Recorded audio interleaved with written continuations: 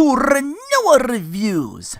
Capcom, NetherRealm Studios, and Namco Bandai, all with big-time fighting game franchises that have multiple live-action movies. Has SNK ever gotten involved in a live-action movie? Unfortunately, yes. That's the topic of this review. King of Fighters minus the. Already from the title alone, there's an oof. Hey, a movie callback from animated stuff with a female character taking a shower. No fan service, though. Drop of water happens, and now she's fully clothed fighting in an icebox? It's the most modest Mai Shiranui has ever looked versus some guy in a cool fur trench coat. He's got 2 sticks. Oh, okay. I guess that's our Mr. Biiig. They never say out loud that he is. But I played enough SNK to know. Mai has blue electric kicks for some reason. Good games, though.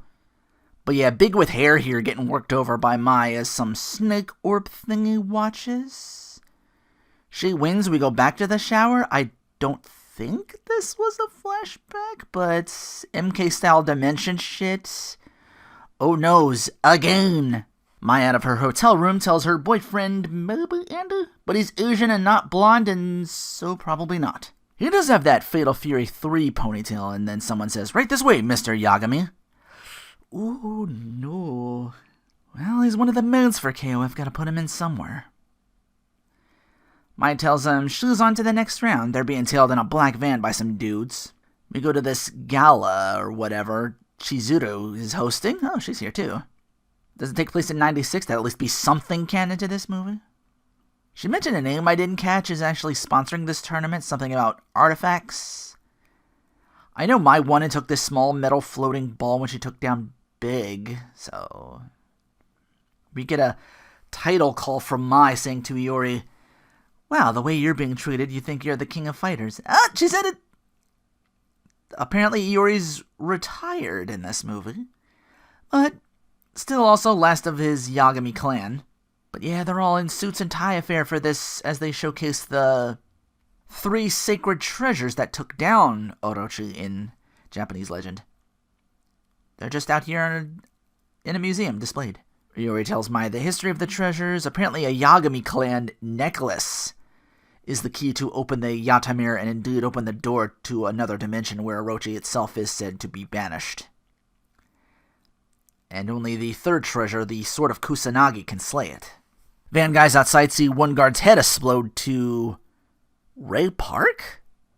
Oh, he's Rugal in this movie, and he's got guns for days. I mean, well, he is an arms dealer in the games, so I think something sort of canon. Yay. Golf clap. Sample your own supply and keep the best shit for yourself, why not? Would have been cool to see the movie at least lean towards that, but they don't give, really, anybody that much backstory in this movie. One of many faults that this movie actually has. He grabs the Kusanagi sword and slashes Chizuru down. Mai takes him down, but not out. He manages to make off with the other treasures with Iori in hot pursuit. Rugal offers Iori join him, but no, so they fight. Really testing out how durable these treasures are.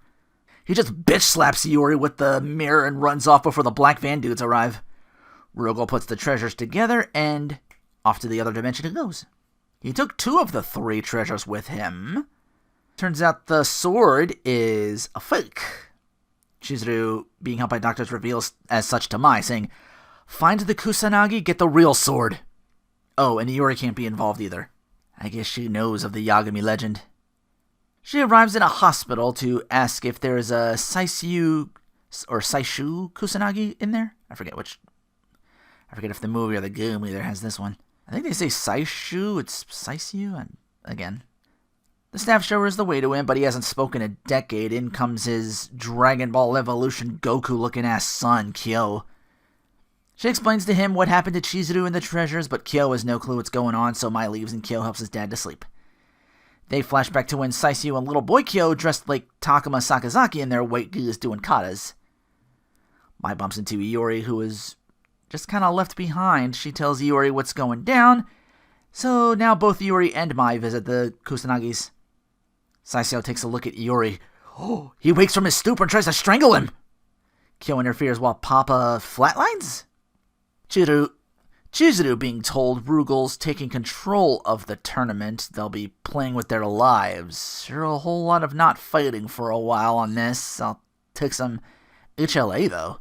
That lesbian action. Well, implied is about as far as we get for that, but it's a blonde and raven-haired girl, so they have these earpieces. Mai did this too. They have these weird earpieces that let them, like, join up in the other fight dimension or wherever these fights are taking place. As I expected, Mature and Vice, they happen upon Rugal wearing hockey equipment for whatever the fuck reason. Sounding like a cross between Chainsmoker, Yoda, and Strongbad. I'm the new king of fighters, Rugal. Wow! Sounded like a British Strongbad or some shit. Oh, I'm going to get the Orochi power, and then the Kusanagas will be deleted. I'm gonna win the King of Fighters competition. This movie was also in a Saisyu-style coma, flatlined for me about 28 minutes in. I'm like, okay, this one's dead. Time of death, yeah. Movie's still going, though. So the review, too. Knocks them around a bit, takes off the hockey stuff, and we get Rugal with the flame kicks now. He grabs Mature and creepily kisses her as Vice pleads she'll do anything to save her, and I guess that's how they join Rugal. Did that happen before? During? Again, I don't know the pacing of this movie at all. I don't know if it's flashback or if it happened and then they come back from the dimension with this new revelation stuff, or... Because the next scene is again back to the showers with Vice. They're calling up all the other fighters who apparently are in this thing. Let's see, cameos, but not going to probably show themselves in the movie. Ramon, Shermu, Duolon, someone named Ju-chan, I don't know who that is, telling them, Rugal's improved the game, y'all should join. He'll be calling you up next. I guess Rugal has hypno-flavored kisses for Mature advice. Hypno-flavored kisses. Wow. God, this movie. Back to Chizuru and her computer friend Bobby. That's who had told her of what's going down in the tournament earlier. They get accosted by a hatless, short-haired Terry Bogard. Oof. He's our CIA everyman who believes all the alternate dimension is just BS, but apparently she had Mai on the inside? Iori and Mai about to visit Kyo in his dad's grave. Mai wants some answers from Iori about Orochi. He reveals Orochi can give great strength and power that is addictive and destructive. It'll ultimately consume you. Now Kyo wants answers. His dad, unresponsive for 10 years. You show up and now suddenly he attacks? What the fuck, man? Iori says, we're destined to be enemies. Kyo leaves and Mai decides, hey, if you want help, I'll go with Kyo and bring him up to speed on everything, who Iori dismissed as a half-breed. Kyo drives her to a junkyard where he and some other guy working on restoring motorcycles. He apparently does know about the tournament, so Kyo and Mai awkwardly fight and then heal Kyo's arm after the 5 seconds of that taking place. God, I'm bored. More explanation. Kyo lets on that he knows about how the Yagami wanted the Orochi power. They were consumed by it. Kyo's ancestors, he knows it was Rugal that put Saisyu in that state as well. They go to Iori. They all bump into Terry, who's finding a pattern of bodies and demands answers since these guys are obviously so involved. Takes Mai off the case when she lets on that she does indeed know what's going on. She does indeed go to another dimension to have these fights, so yay. Mai played everybody by the sounds of things. Iori in a huff grabs her earpiece and Iori faces Rugal, the latter of whom sends Vice and Mature at him. I think this is how Rugal keeps winning, everyone else getting 2-on-1 or 3-on-1. I get maybe Kyo and Iori knowing their history, but how does Rugal know that he can trigger Iori and get him to riot out? At least we've reason now behind him retiring since he can't control himself. Vice getting smacked around again. Mature at least brings Tonfa to a straight fight. Rugal asks Iori, take that floaty MacGuffin, and yep, he's evil now. But with enough will to tell Kyo, find the sword. Kyo bails, and now Terry's in on things as Rugal somewhere eyes down a nest of snakes. Iori shows up to verbally shit on Kyo somewhere about his destiny. Sorry, who retired again? But shows up to give Kyo the earpiece. Poof. In he goes to get whooped on now. About time the fighting kicks up a notch. Rugal lets him go, saying, "I'll stop the murders if you bring everyone else in here. We'll just fight." Poof. Kyo's back with Iori, and Mai comes in. He's a believer now. Kyo then at his dad's grave with the "now I'm supposed to be something I'm not" speech every blandy boy action hero makes, like, what can I do? Mai asks for his help. Kyo's all, "What makes you think I'll succeed where my dad failed?" Mai's ready, like, "Alright, I'm gonna stop Rugal with or without you." Of course, he's in and reveals he indeed has the real sword. Wow. The king of liars, am I right? Terry thinks that with just one earpiece, he's got the other dimension closed. There's not being in the know and just plain ineptitude, but I don't really know what the hell's going on in this movie at all, so I can kind of understand it. Chizuru shows up to tell Rugal's close to merging. I guess the two dimensions. I'm like, okay, that's a thing now too, I guess, whatever. Getting stronger all the time. He proves it by straight up pulling Mai in without the earpiece. Computer Geek Guy just so happens to have eyes on this other dimension. Chizuru Net. That's literally what it's called. Hell if I know, hell if this movie knows. That's the problem. So yeah, they're all going in after her. They all tell Iori to fuck off. Kyo because Iori just barges in and demands a sword. Chizuru because she believes Iori's gonna botch things and succumb. Okay, but why is Terry going in? And apparently Maya's in the Scooby-Doo hallway dimension. In one door, out another. Eventually does find Rugal's little throne room, and the outfits they change for some reason whenever they enter the other dimension. Terry looks the worst. He gets belted by Mai, who thinks she's about to be attacked from someone from behind. Rugal shows up to rule this dimension and merge with it to be an immortal king of everything, as he reveals. Biiig taking over the world nonsense, of course. Not even going to do the clip not for this movie. Mature and Vice flank to separate our heroes. Kyo with sword in hand have a sword fight with Rugal, dressed as some Aido practitioner. How's he talking about Saisyu attacking Kyo in the past for like 5 seconds? Until Rugal brings a bat to a sword fight? Whatever the fuck this movie is on, end the dose, please. Mai saves bum-ass Terry from Mature and Vice for a bit, back to Rugal, who I wish was making this up, sending baseballs at Kyo. Now we're back to the swords, where Kyo closes the distance. Iori leaps in to save him now, and now Mai is surrounded by homeless people of this dimension she's in, so she can fight them off as well as Mature? What? Where do these guys come from? Terry gets his bell rung by Vice, answers by slugging her in the face and knocking her on the floor. Tells Mai apparently this was some odd tag thing, but not really, of Mai falling through a higher floor upstairs as she stomps full force onto Vice to break them through, so Terry can strategically kick Mature in mid-leap over the broken gap of the steps, so she falls on Vice. Pretty sure they're dead now. Hour and 10, we get a little preview of Iori's blue flames. Ugh. You had one job, movie. Can't even get the color of flames right. Mai goes through some door to get away from more bums, as Terry is left to sucker punch one that's just minding his own business, not aggro in the slightest, and takes his bloominette. Fail.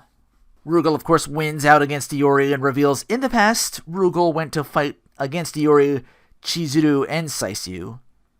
Ioro losing sees that floaty snake nest. That's the Orochi power, so he takes it, boots down Rugal, and in his rage, boots down Saisyu to his vegetative state. So Iori nearly kills him, and Mai when she arrives. Kyo puts the sword to the test and drives out the Orochi from Iori. So, okay, he's good now. Rugal's worried now, no more fun and games. Oh hey, Vice and Mature are alive after all. They watch Rugal fire blast the shit out of all three heroes. Mai does her electric power to no-sell it somehow. Chizuru went in later doing her skill from 96. She goes all 10 Shinhan multi-form with it and finds where Rugal is keeping the other two treasures in the dimension. So now they've got all three. They try to seal Rugal, but he's too strong. Terry arrives for leftovers, i.e. bums, and the Mature Vice tag team, as it's Rugal versus the triple team of Mai, Kyo, Iori. At least that's close to how KOF final boss fights work. Your whole team versus one. Asterisk. Yeah, this whole movie is this, but asterisk, even for its good parts. Mai is asked by Chizuru to take her place. Yeah, I think Chizuru was on borrowed time after the sword attack, so now Mai brings in the mirror's power to finally trap Rugal. Nope, they get blasted away as the cloud of Orochi that flew out of Yuri returns to get Rugal powered up to just break the sword when Kyo makes the mistake of shit talk first, then attack. Kyo gets his big moment to get up and just creates a new sword out of pure energy. Cloud bails and Rugal gets dusted. Bum's Vice and Mature drop. So, did Rugal hypno-kiss all those homeless people too to get them under his control? Yeah, Biiig, I'll give him that. Anybody can kiss the pretty ones. So yeah, they decide to continue the tournament as the ghost of Saisyu tells Kyo, hey, you know that girl who lied to you, that shit-tiered Terry, and that guy who killed me? They're your friends now. We get Iori staring down Kyo and movie over. Christ! This was terrible. Oh. This is worse than Double Dragon. At least I got some enjoyment out of watching that multiple times. This? Like, even my best character power on moments are going to have this asterisk to them. Best character, main event Mai Shiranui, about damn time, I would argue. And then she's just Mirror Girl as Kyo usurps that for 5 seconds to toss a Keyblade at Rugal to kill him off. The idea is cool. The execution was where they failed, because all too quickly she gets action girl trope. They serious her up and got me a little excited, like really the only one I could even remotely root for, but it gets undone and unraveled by a Terry Blowhard, Iori Yagami and Kyo fuck off and die movie. Rugal's the worst. What worked back then in 94 or 95, not so much now. This is a little more current day. You can do better than this. We've seen better than this. What worked for Bison, Koopa, and Kogashuko does not work here for Ray Park's Rugal. They at least have some rhyme or reason. Like, I can look back and go, okay, yeah. Like, this was... You know, Jim Carrey's Riddler in Batman Forever was supposed to be based on Frank Gorshin's portrayal of him. Ray Park's Rugal was like watching somebody do a bad impersonation of Jim Carrey's impression of Frank Gorshin's Riddler. That's all I could think about for the entirety of the movie. Power on... I guess the different fight dimension. Again, huge asterisks, but... how do you keep a giant tournament with fancy bullshit out of the public eye? You alternate dimension that shit. Other video games did this better. Phantom Breaker, Under Night, In-Birth, Persona 4 Arena. And far better movie-based games I've talked about as well, keeping it on like this secluded island. Once again, something that sounds like neat on paper, but epically failed in execution. I ripped on quite a bit of movies here and there, but this whole movie is the power-off moment. Just... again, I know I'm cheating a little bit. Legend of Chun-Li might have bored me. This movie confuses me and infuriates me, and because of it, there's boring and then there's just wasting my time. Not to mention taking the character responsible for me loving fighting games as a whole in Terry Bogard and turning him into a lump of below average at best, and why the fuck is he even in this movie at worst? That in itself is a power-off moment. Probably the power-off moment, personally speaking. I was hoping for more of Mr. Biiig to be like the number 2 for Rugal.